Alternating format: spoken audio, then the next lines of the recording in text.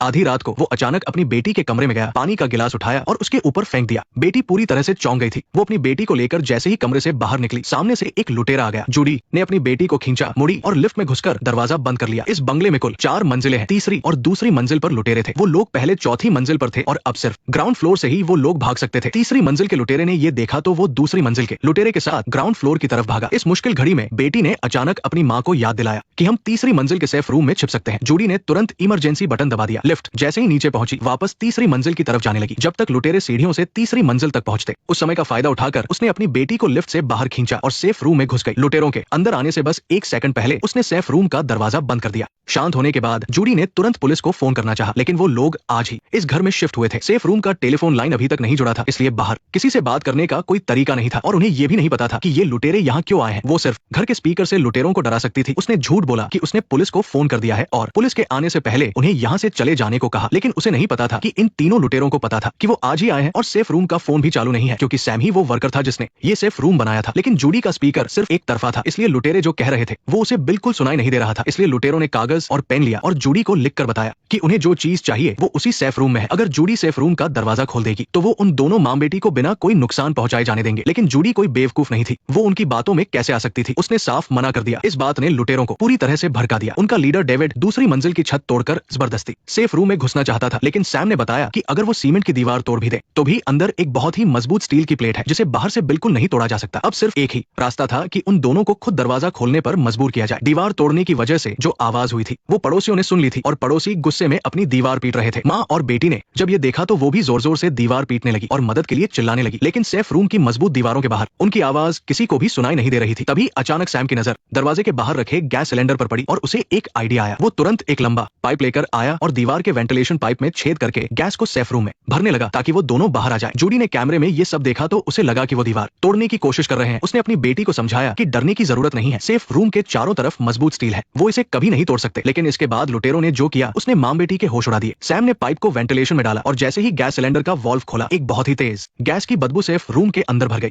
Sam सिर्फ gas का इस्तेमाल करके उन्हें बाहर निकालना चाहता था, लेकिन जब बाकी दोनों ने देखा कि वो दरवाजा नहीं खोल रही है तो उन्होंने गैस को फुल कर दिया। पर उन्होंने सपने में भी नहीं सोचा था कि इस बीच मां बेटी ने कोने में लगा एग्जॉस्ट फैन निकाल दिया था और उन्हें बाहर जाने वाला एक वेंट मिल गया था। वो उनके जाल में नहीं फंसी, बल्कि उन्होंने टेप निकालकर सारे वेंट्स को बंद करने की कोशिश की, लेकिन टेप का कोई फायदा नहीं हुआ। अच्छी बात यह थी कि ये सेफ रूम हर तरह की मुसीबत से बचने के लिए बना था और इसमें जरूरत का सारा सामान मौजूद था। जूडी को एक लाइटर मिला और उसने पलटवार करने का फैसला किया ताकि बाहर खड़े लुटेरों को चौंका सके। उसने सबसे पहले फायर प्रूफ ब्लैंकेट निकाले और अपनी बेटी के साथ उसे ओढ़ लिया। फिर उसने वेंट के कवर को हटाकर लाइटर को सीधे पाइप के अंदर डाल दिया ताकि वो गैस में आग लगा सके, लेकिन लाइटर बहुत समय से इस्तेमाल नहीं हुआ था, इसलिए कई बार कोशिश करने के बाद भी वो नहीं जला। बाहर खड़े सैम ने जब पाइप से आवाज सुनी तो उसे कुछ गड़बड़ लगी। उसने राहुल को गैस बंद करने के लिए कहा, लेकिन डेविड और राहुल ने उसकी बात नहीं मानी। वो किसी भी कीमत पर पीछे हटने को तैयार नहीं थे। तभी अचानक जूडी ने लाइटर जला दिया। ये जीनियस डायरेक्टर डेविड फिंचर की सस्पेंस क्राइम फिल्म है पैनिक रूम, जो कोई भी दीवार के सबसे करीब था, यानी डेविड, वो सबसे पहले इस धमाके की चपेट में आ गया। किस्मत से सैम ने समय रहते कंबल डालकर उसकी आग बुझा दी। डेविड की जान तो बच गई, लेकिन उसका आधा चेहरा पूरी तरह से जल चुका था। ट्वाइलाइट फिल्म की लीड एक्ट्रेस क्रिस्टन स्टीवर्ट उस समय सिर्फ 12 साल की थी। खैर, सेफ रूम के अंदर मां बेटी बिल्कुल सुरक्षित थी। सैम ने जब उनके खांसने की आवाज सुनी तो उसने राहत की सांस ली। अगर वो दोनों सेफ रूम के अंदर मर जाती तो वो लोग कभी भी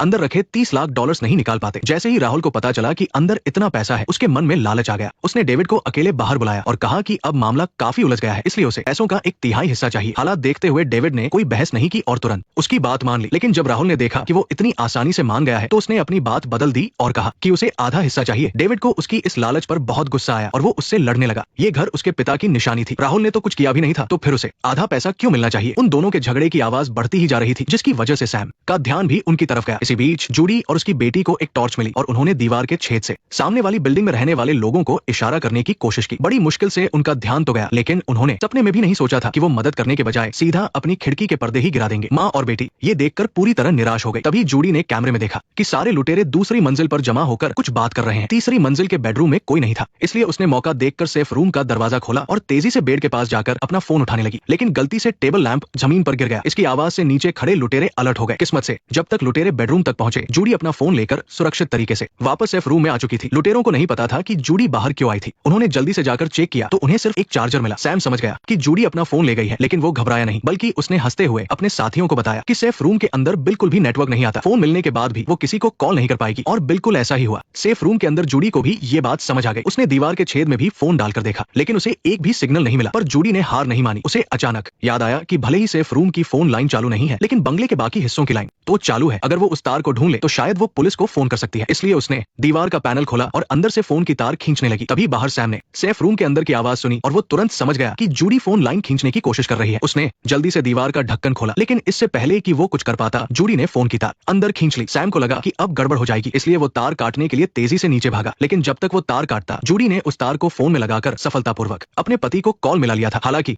जूडी अपनी पूरी बात नहीं कह पाई, लेकिन उसके पति को समझ आ गया था कि वो लोग खतरे में हैं। जूडी को यकीन था कि उसका पति उनकी मदद करने जरूर आएगा। वहीं बाहर तीनों लुटेरों को ये नहीं पता था कि जूडी ने पुलिस को फोन किया है या नहीं, जिसकी वजह से उनमें बहस होने लगी। ये घर असल में डेविड के पिता की ही निशानी था। वो बस अपने बाकी 8 भाई बहनों के साथ संपत्ति बांटना नहीं चाहता था, इसलिए वो सैम और राहुल को यहाँ लेकर आया था। भले ही वो अभी प्लान छोड़ दे, फिर भी उसे लाखों डॉलर मिल सकते थे। इसलिए डेविड ने तुरंत प्लान कैंसिल करने का फैसला किया और अपने चेहरे के जलने का इलाज कराने के लिए कोई जगह ढूंढने लगा। बॉब और राहुल ने जब उसकी बात सुनी, तब उन्हें एहसास हुआ कि सेफ रूम में जो पैसा है वो कोई थोड़ा बहुत नहीं बल्कि करोड़ों डॉलर हो सकता है, वरना 8 बच्चों में बराबर बंटने के बाद डेविड को कैसे इतने पैसे मिलते। डेविड को एहसास हुआ कि उसके मुंह से सच निकल गया है, तो उसने भी बात छुपाना बंद कर दिया। उसे लगा कि अब तो उन्हें वैसे भी पैसे नहीं मिलने वाले, तो उसने सारी सच्चाई साफ साफ बता दी। वकील ने 2 दिन पहले ही ये घर जूडी को बेचा था और कॉन्ट्रैक्ट के हिसाब से जूडी को 2 हफ्ते बाद यहाँ शिफ्ट होना था। इसीलिए उसने बॉब और राहुल को बुलाया था ताकि खाली घर का फायदा उठाकर वो सेफ रूम से पैसे चुरा सके। लेकिन उसने सपने में भी नहीं सोचा था कि अपने पति से तलाक ले रही जूडी घर खरीदने के दिन ही यहाँ शिफ्ट हो जाएगी और उसका सारा प्लान चौपट कर देगी। अब न सिर्फ वो सेफ रूम में नहीं जा पा रहे थे, बल्कि हो सकता था कि जूडी ने पुलिस को भी बुला लिया हो, और ऊपर से चेहरे के जलने का दर्द भी बर्दाश्त के बाहर था। डेविड को लगा कि अब और खतरा मोल लेना ठीक नहीं है, इसलिए उसने पीछे हटने की ठान ली। लेकिन बॉब और राहुल को अब पता चल चुका था कि सेफ रूम में करोड़ों डॉलर रखे हैं। हाथ आया इतना बड़ा मौका वो इतनी आसानी से कैसे छोड़ सकते थे। जैसे ही डेविड मुड़कर जाने लगा, राहुल ने अचानक बंदूक निकाली और बिना कुछ सोचे डेविड को मार गिराया। मां बेटी ने कैमरे में ये सब देखा और वो बुरी तरह से डर गई। जो लुटेरा अपने ही साथी को नहीं छोड़ रहा था, वो उन्हें जिंदा कैसे जाने देता। बॉब ही राहुल की इस पागलपन वाली हरकत को देखकर सन्न रह गया। वो और राहुल दोनों को डेविड ने मदद के लिए बुलाया था। वो इस प्लान में सिर्फ पैसे के लिए शामिल हुआ था। उसे नहीं पता था कि राहुल इतना पागल है कि अब जान भी लेने लगा है। ठीक उसी वक्त दरवाजे पर अचानक एक परछाई दिखाई दी। इस पल से राहुल ने पूरी स्थिति को अपने कंट्रोल में ले लिया था और बॉब भी अब उसकी कठपुतली बन गया था। वे तुरंत उस आदमी के पास गए और पूछताछ की। तब उन्हें पता चला कि वो जूडी का अमीर पति स्टीफन था। असल में जूडी का मदद वाला फोन आने के बाद स्टीफन ने पुलिस को फोन नहीं किया था, बल्कि सीधा यहाँ आ गया था। इस वजह से बॉब और राहुल के पास अभी भी अपने प्लान को पूरा करने का वक्त था। राहुल ने बॉब के सिर पर बंदूक तान दी और उसे जल्दी से सेफ रूम खोलने का कोई तरीका सोचने को कहा। इस बीच सेफ रूम के अंदर जूडी ने देखा कि उसकी डायबिटिक बेटी बहुत देर से शुगर न मिलने की वजह से काफी कमजोर हो रही थी। अगर उसे सही समय पर इंसुलिन नहीं दिया गया तो वो न सिर्फ बेहोश हो सकती थी, बल्कि उसकी जान भी जा सकती थी। तभी बॉब ने स्टीफन का आईडी कार्ड कैमरे के सामने किया ताकि वो स्टीफन की जान की धमकी देकर जूडी और उसकी बेटी से सेफ रूम का दरवाजा खुलवा सके। लेकिन जूडी ने कभी नहीं सोचा था कि इतने ज्यादा डर और तनाव की वजह से उसकी बेटी की तबीयत अचानक इतनी बिगड़ जाएगी और उसे दौरे पड़ने लगेंगे। जूडी अपनी बेटी की जान खतरे में देखकर बाहर जाकर बेटी का इंसुलिन लाने का मौका ढूंढने लगी। तभी उसने कैमरे में देखा कि बॉब दूसरे लुटेरे को खींचकर तीसरे फ्लोर से नीचे ले जा रहा था। जूडी को लगा कि उन दोनों लुटेरों के बीच लड़ाई हो गई है और बॉब ने दूसरे लुटेरे को खत्म कर दिया है। तो वो तुरंत सेफ रूम से बाहर भागी और उसने देखा कि बाहर बेडरूम में सिर्फ उसका पति बिस्तर पर बेहोश पड़ा था और वहां दूर दूर तक उन दोनों लुटेरों का कोई नामो निशान नहीं था। उसकी बेटी का इंसुलिन चौथे फ्लोर के बेडरूम में रखा था। उसने देखा कि अभी दोनों लुटेरों की तरफ से कोई हलचल नहीं है, तो वो चुपचाप चौथे फ्लोर पर भाग गई। लेकिन उसे ये नहीं पता था कि तीसरे फ्लोर के बेडरूम में जो आदमी लेटा है वो उसका पति नहीं है, बल्कि उसके पति के भेष में वो लुटेरा राहुल है। इससे पहले बॉब जिस आदमी को नीचे खींच कर ले गया था वही असली स्टीफन था। बॉब और राहुल जानबूझकर ये नाटक कर रहे थे ताकि जूडी को लगे कि तीसरे फ्लोर पर कोई नहीं है और वो सेफ रूम से बाहर आ जाए। आगे का प्लान बहुत आसान था। राहुल सेफ रूम के बाहर पहरा देगा और बॉब अकेले सेफ रूम के अंदर जाकर सबसे पहले सिक्योरिटी कैमरे की वीडियो टेप निकालकर सबूत मिटाएगा और फिर तिजोरी से सारे पैसे निकाल लेगा और उनका काम हो जाएगा। लेकिन इससे पहले कि वो कुछ कर पाते, इंसुलिन लेकर वापस आई जूडी ने दरवाजे के पीछे किसी की परछाई देखी। उसने अचानक दरवाजे के पीछे छिपे राहुल को धक्का देकर गिरा दिया। जब वो वापस सेफ रूम में घुसने ही वाली थी, तभी जूडी जैसे ही उसने देखा कि सेफ रूम का दरवाजा बंद होने वाला है, उसने जल्दी से बेटी का इंसुलिन अंदर फेंक दिया। और सबसे बड़ी हैरानी की बात तो ये थी कि जब बॉब सेफ रूम का दरवाजा बंद कर रहा था, तब राहुल का एक हाथ दरवाजे में फंस गया और उसके हाथ से बंदूक भी बाहर गिर गई। अब पासा पूरी तरह से पलट चुका था। जूडी बंदूक लेकर बाहर खड़ी थी और वो दोनों लुटेरे सेफ रूम के अंदर फंस गए थे और बाहर नहीं आ सकते थे। बस एक ही दिक्कत थी कि जूडी की बेटी अभी भी लुटेरों के कब्जे में थी। अगर उसे सही समय पर इंसुलिन नहीं मिला तो उसकी जान भी जा सकती है। इसलिए बॉब ने उसकी बेटी की जान की धमकी दी और जूडी से तीसरे फ्लोर का बेडरूम छोड़ने को कहा ताकि वो मौका पाकर सेफ रूम का दरवाजा खोल सके। उसने न सिर्फ राहुल का फंसा हुआ हाथ बाहर निकाला, बल्कि जूडी की बेटी को इंसुलिन का इंजेक्शन भी दे दिया। आखिरकार कुछ देर के लिए हालात काबू में आ गए। जब जूडी ने सुना कि उसकी बेटी अब खतरे से बाहर है। तो उसने राहत की सांस ली और अपने पति को देखने के लिए ग्राउंड फ्लोर पर गई। वहां जाकर उसने देखा कि स्टीफन की कई हड्डियां टूट चुकी है और वो बिल्कुल भी हिलडुल नहीं सकता। फिर भी जूडी ने उसके हाथ में बंदूक थमा दी और उन दोनों लुटेरों का आखिरी दम तक सामना करने के लिए तैयार हो गई। इसी बीच बॉब ने बेडरूम का कालीन हटाया और सेफ रूम में छुपी हुई तिजोरी ढूंढ निकाली। उसने अपने औजारों से तिजोरी खोली, लेकिन जब उसने अंदर देखा तो वहां बिल्कुल भी कैश नहीं था, बल्कि सिर्फ बेरर बांड्स की एक बहुत मोटी गड्डी रखी थी। जब उसने ध्यान से देखा तो उन बांड्स की कुल कीमत पूरे $22 मिलियन थी। राहुल को इन बांड्स की अहमियत नहीं पता थी, लेकिन बॉब अच्छी तरह जानता था कि ये चीज कैश से भी ज्यादा कीमती है। उसने जल्दी से उन बांड्स को अपने कपड़ों में छिपा लिया और फिर जूडी की बेटी को लेकर सेफ रूम से बाहर निकला। वो साइड वाले दरवाजे से चुपचाप भागना चाहता था, लेकिन उसने देखा कि जूडी ने सारे दरवाजे बंद कर दिए थे। सिर्फ नीचे जाने वाला एक ही दरवाजा खुला था। उन दोनों को समझ नहीं आ रहा था कि जूडी क्या करना चाहती है, तो वे दबे पाव नीचे देखने के लिए गए। तभी अचानक जूडी राहुल के पीछे आ गई और बिना मौका दिए उसने हथौड़े से उस पर जोरदार वार किया और उसे सीढ़ियों से नीचे गिरा दिया। इसी